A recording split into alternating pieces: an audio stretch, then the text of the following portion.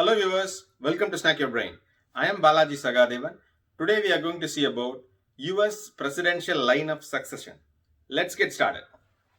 As you all might know, US President Donald Trump has been affected with COVID-19 and admitted to the hospital.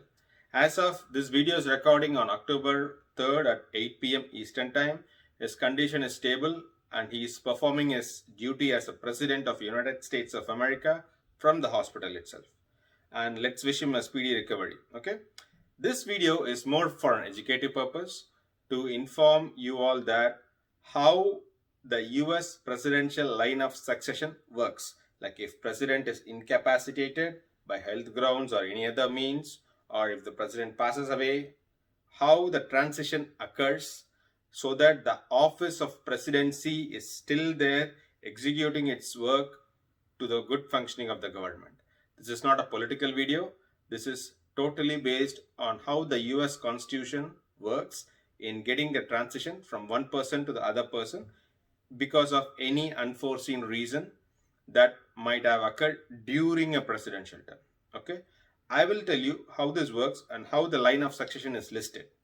First of all, when a president is incapacitated, the cabinet or the ruling elite will need to prove that the president has been incapacitated because of some health grounds or by means of any other unforeseen reason like death or kind of stuff. And then the person who's next in line will be in the place of that, and so that you can see how that one goes in line by line.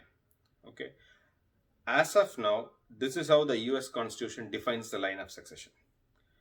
After the president, the next in line is the vice president. So if anything happens to the president, vice president becomes president. Okay, that's the way US Constitution works. Unlike in India, when the president passes away in office, a vice president attains the office of president temporarily until a president is being elected. But in US, it's not the case. Vice president becomes a president. The third in line of succession is Speaker of the House. Okay, that's like equivalent to Lok Sabha, like Speaker of Lok Sabha in India. Then comes the Deputy Chairman of the Senate, or equivalent to that of a Deputy Chairman of Rajya Sabha in India. This is the first top three line of succession, which is very prominent and discussed all around. Everyone is familiar. Beyond this, there are other line of succession as well. So the person who is fourth in line will be Secretary of State, equal to like Cabinet Minister of State here in USA. Then the Secretary of Treasury, Secretary of Defense, then the Attorney General. And then the list goes so on and so forth with the Secretary of Agriculture, Interior, Commerce, Health, Housing, Education and Energy, etc. etc. So this is how the line of succession works. And there have been listed 17 line of successions as per the US Constitution. Okay, so that's very, very important. And how this process works is, as soon as the president is incapacitated, the next in line person will be sworn in. And after that, they need to go over the congressional hearing, questions and answer session from the Congress. Okay, and they will be challenged with questions and they need to answer that. Then they will be approved as a president.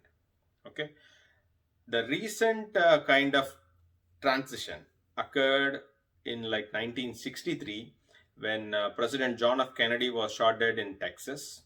So his deputy, like Vice President Lyndon B. Johnson, took over as president right on the same day in the same evening.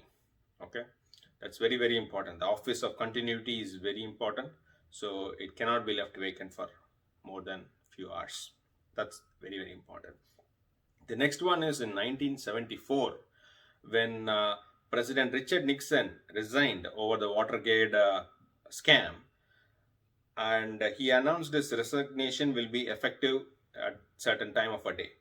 Right at that minute, his successor Gerald Ford was sworn in as the next president of USA right that minute.